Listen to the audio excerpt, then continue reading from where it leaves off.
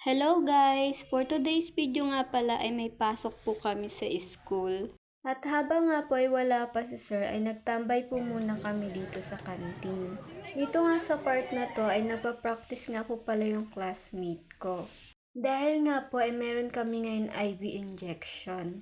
Naglasan nga po muna si sir bago nga po muna gawin natin tong IV injection. So ito na nga, nag-i-start na nga po pala kami dito mag-IV injection. So bago po yun, kailangan po muna kaming turuan ni sir kung anong gagawin namin. Yung confident po ninyo. So dapat hindi po kayo makitaan ng ano niya. Medyo nga kinakabahan kami kasi first time nga namin to gagawin.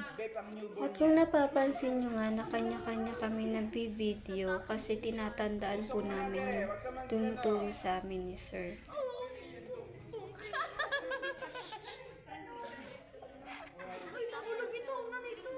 Huwag mong galawin, be. Idiretso mo lang.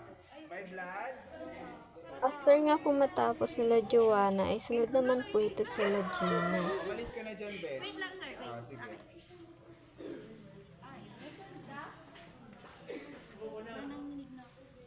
Good job. Okay, good. Okay.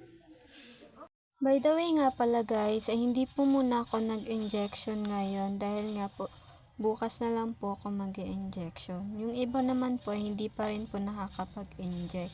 So gabi na nga pala guys akong nakauwi. Kaya hanggang dito na lang nga po pala yung vlog ko. Bye bye!